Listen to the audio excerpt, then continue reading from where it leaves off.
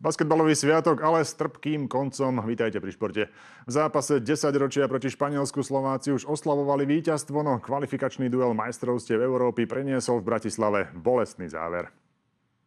Keď si Španieli v závere prvého polčasu vypracovali 13-bodový náskok, zdalo sa, že úradujúci európski šampióni, i keď rozhodne nie v najsilnejšom zložení, majú zápas pod kontrolou. Slováci sa ale začali doťahovať, 10-tisícové hľadisko jasalo. A Slovensko vyhráva prvýkrát v zápase! A keby táto šestka Brodzianského padla do koša, dnes by sa možno písalo o senzačnom víťazstve Slovákov. Šanca na oslavné titulky bola však ešte väčšia na konci prvého predĺženia. Necelých 7 sekúnd pred koncom viedli Nagličovi zverenci o 5 bodov. V zápäti prišla trojka Španielov a iba jeden premenený trestný hod Krajčoviča.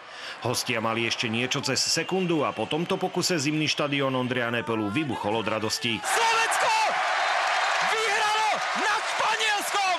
Leže rozhodcovia napokon pridali ešte 0,4 sekundy a naši mali loptu. Toto nebolo dobré rozhodnutie! Pre Boha! Kontroverzný záver, o ktorom sa na Slovensku bude ešte dlho rozprávať.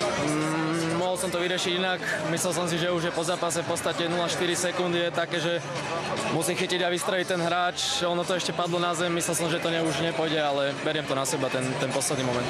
Neviem, ja si myslím, že teoreticky není možné za 0,4 sekundy pihnúť loptu, da padne na palubovku strelať, ale to asi rozhodcia sú si to kontrolovali, také to vypadlo. Tak schválne skúste za necelú pol sekundu spracovať ťažkú loptu, buchnúť ju o zem, chytiť do ruky a vystreliť. Časomiera sa evidentne rozbehla neskôr. My sme narátali, že akcia trvala rovnú sekundu. Veľmi trpké pocity. Ja už som si tiež ako všetci ostatní, ja už som si myslel, že sme to už vyhrali. Dvakrát sme ich mali na lopate. Bohužiaľ, taký je šport, toto človek nevymyslí, takýto záver. No bohužiaľ.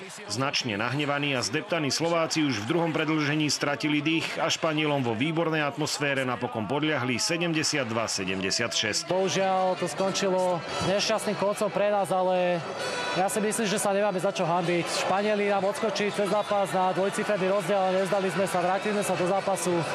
Bojovali sme, diváci boli skvelí, hnali nás dopredu. Pre mňa toto bolo top, ako myslím, že táto atmosféra, čo tu dneska bola, tých 10 000 ľudí, taká na Slovensku ešte nikdy nebola a veľmi dlho asi nebude.